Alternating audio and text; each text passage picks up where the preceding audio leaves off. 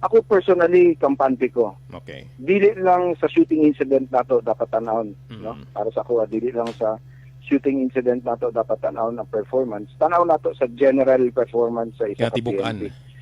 Katibukan. Kabalo naman ta nga sa isa ka tuig na atay upat ka major festival or events na kung hain nagdagsa ang tanan tao halos diri sa sentro sa syudad. O makita na to never once no nga naay nahitabo nga untoward incident. Kung naaman very minor, kawat no ingonana no mga magmaoy ingonana and tanan nga mga festival na to, even ang mga major activities na to nga naatay mga bisita, naatay mga dagko nga mga conventions nga diri giganap sa General Santos City.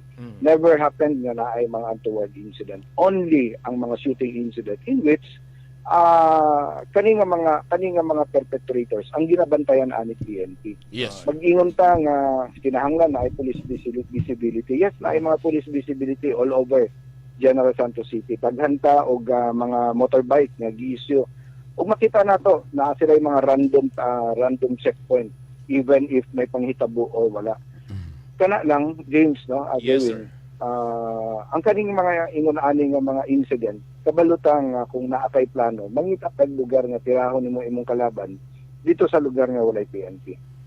No? So medyo lisod para sa ilaha. Well, ang sa karon na naga-istorya ni City Director kung unsa ang strategy. Again, ang number one gyapon nga recommendation is to increase visibility. Ayun. In which, ginabuhat sa to ang PNP.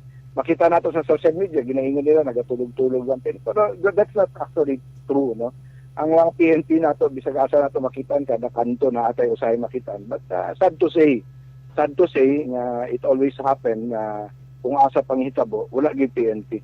Ibot pasabot, before implementation sa ilang mga dautan nga plano, gina-surveillance po nila ang ilahang plano kung asa walay PNP that time before sila mag-execute sa ilahang plano. Yes. So that's so sad, no? That's so sad actually.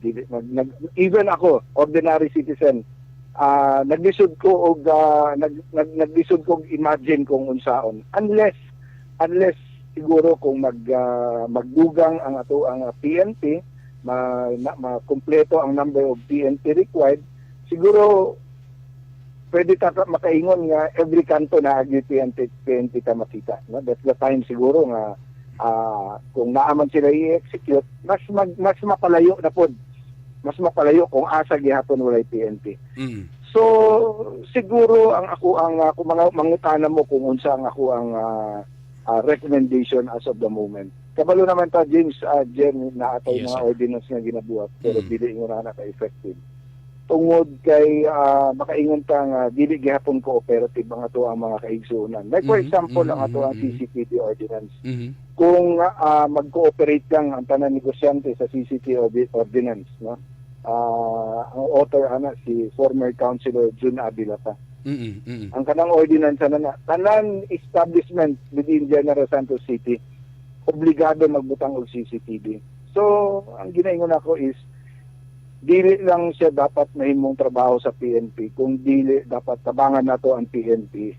Mag-unite ta, tabangan nato ang PNP para mahimo deterrent sa mga ingon-ani nga mga criminality.